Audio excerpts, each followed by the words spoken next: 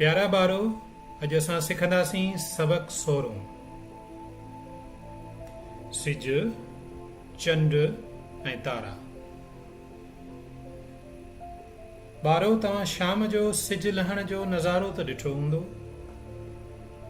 सिज लहण सां ऊंदहि थी वेंदी आहे।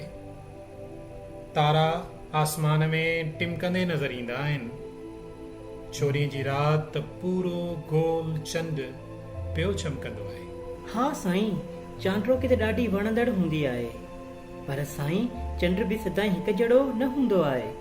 कॾहिं वॾो त कॾहिं नंढो बि थींदो आहे। सो छो? हा, हक़ीक़त में चंड खे रोशनी सिज खां ई मिले थी। तंहिं करे ई ॾिसण में ईंदो आहे। चंड असांजी ज़मीन जे चौतरफ़ फिरे थो, वक़्त सां पंहिंजी जॻह बदिलाईंदो रहे थो, जंहिं करे उन ते सिज जी रोशनी कॾहिं घटि त कॾहिं वधि पवंदी आहे। इन करे चंड नंढो ऐं वॾो नज़र ईंदो आहे। चंड जो मथाछिरो बि हिकु जहिड़ो न आहे। चंड खे गौर करे ॾिसंदा त उन में अव्हां खे दाग़ ॾिसण में ईंदा।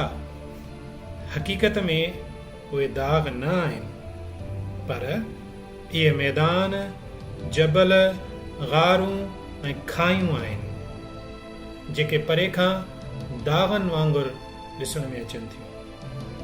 हाणे त इंसान चंड ते पहुची चुको आहे। साईं, इंसान चंड ते कीअं पहुतो? इंसान तमामु तेज़ रफ़्तार रॉकेट ईजाद कया।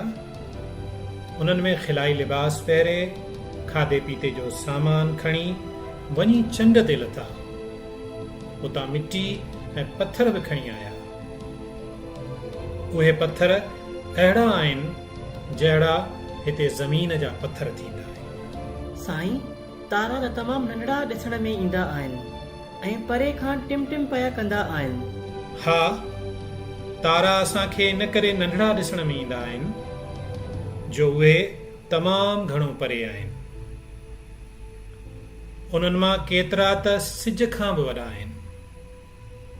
सिज बि हिकु तारो आहे, पर इहो असांखे वेझो आहे, इन करे असांखे वॾो ॾिसण में अचे थो। साईं, तारा त जहिड़ा बीठल हुजनि, छा इहे बि हलंदा रहंदा आहिनि? तारा बि सिज ऐं चंड वांगुरु हलंदा रहनि था ऐं पंहिंजी जाइ बदिलाईंदा रहनि था। सिज, चंड ऐं तारा उभरंदे खां उलहंदे तरफ़ चुरपुर कंदे नज़र ईंदा आहिनि। इंसाननि तारनि ते नाला बि रखिया आहिनि। दुनिया में तारनि खे धार धार नालनि सां सॾियो वञे थो। सिंधी ॿोलीअ में कती, टेड़ू, बटूं, खट वग़ैरह तारनि जा मुख़्तलिफ़ मेड़ आहिनि, जिन खे नखट चइबो आहे। पहिराड़ी जा माण्हू तारनि खे ॾिसी वक़्त ऐं तरफ़ सुञाणंदा आहिनि। अहिड़ीअ रीति राति जो सफ़र करण में खेनि सवलाई थिए थी। केतिरा ई हारी पोख बि तारनि जे हिसाब सां कंदा आहिनि।